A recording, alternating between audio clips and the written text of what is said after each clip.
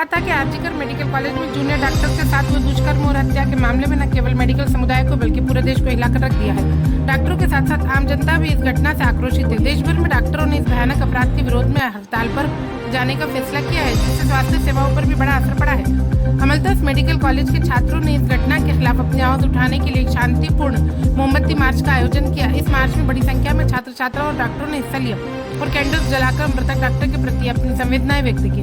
उन्होंने इस मामले में न्याय की मांग की और सरकार से अपील की कि दोषियों को सख्त से सख्त सजा दी जाए। इस मोमबत्ती मार्च का मुख्य उद्देश्य पीड़िता के लिए न्याय की मांग करना था, साथ ही डॉक्टरों और स्वास्थ्य कर्मियों की सुरक्षा को लेकर भी सवाल उठाना था।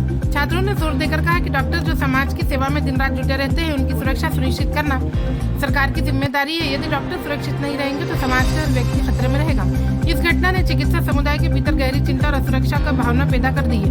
अमलतास मेडिकल कॉलेज के छात्रों ने यह स्पष्ट किया है कि वे इस मुद्दे पर चुप नहीं बैठेंगे और जब तक न्याय नहीं मिलता तब तक संघर्ष जारी रहेगा। उन्होंने इस बात पर भी जोर दिया कि सरकार को स्वास्थ्य क्षेत्र में काम करने वाले पेशेवरों की सुरक्षा के लिए ठोस कदम उठाने चाहिए। यह शांतिपूर्ण मार्च न केवल न्याय की मांग का प्रतीक था, बल्कि एक संदेश भी था कि अमलतास मेडिकल कॉलेज के छात्र और डॉक्टर इस घटना को लेकर गंभीर है और समाज में बदलाव के लिए प्रतिबद्ध है। उन्होंने पीड़िता के परिवार के प्रति संवेदनाएं व्यक्त करते हुए कहा कि इस लड़ाई में वे अकेले नहीं, पूरा देश उनके साथ खड़ा है।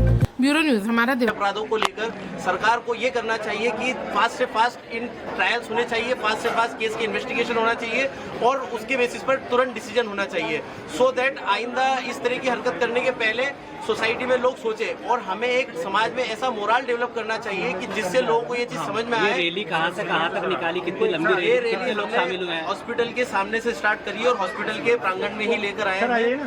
विद ड्यू रिस्पेक्ट, हमने कलेक्टर साहब को भी इसके लिए ज्ञापन दिया है कि वो सरकार से इस चीज की गुहार लगाए कि अस्पतालों में सुरक्षा के प्रबंधन ज्यादा से ज्यादा हो, ताकि आइंदा किसी डॉक्टर या किसी चिकित्सक के साथ भी कोई मारपीट भी ना कर सके और इस तरीके का घिनौना कृत्य तो कोई करने का सोच भी ना सके। धन्यवाद। हुआ है वो रियली बहुत ही अच्छी नहीं है और उसके लिए हम सभी लोग, पूरी जनता को सहयोग करना चाहिए कि किसी महिला के साथ इस प्रकार की घटना हुई है और महिला भी एक डॉक्टर है, इसलिए पूरे समाज को इसका विरोध किया जाना जरूरी है। केवल एक डॉक्टर समाज या डॉक्टर ही इसका विरोध करे ये गलत है। सारे समाज को इसका विरोध करना चाहिए और साथ में आना चाहिए और इस प्रकार की घटनाओं का किसी प्रकार से भी नहीं होना चाहिए। सर, किस तरह की मांग रखते हैं? बेटियां सड़कों पर उतरी इंसाफ के लिए, तो किस तरह की मांग है? आप क्या कड़ी कार्रवाई चाहते हैं आप लोग? भाई, दोषियों को कड़ी से कड़ी सजा दी जाए और डॉक्टर्स को प्रोटेक्शन दिया जाए। सर, आपके प्रभावित क्या कहेंगे? नहीं, हमारे यहाँ इमरजेंसी सेवाएं चल रही हैं और 1 घंटे का प्रोटेस्ट हमने जिला अस्पताल में किया है। 1 घंटे हमारी ओपीडी बंद रहती है और ये अनिश्चित काल के लिए चलेगी। आगे किस तरह के प्रदर्शन की प्लानिंग है? आगे क्या रूपरेखा है सर इस तरह के आंदोलन? ये सब MPMO भोपाल से हम जैसे निर्देश मिलेंगे हम उसको करेंगे। आपका नाम?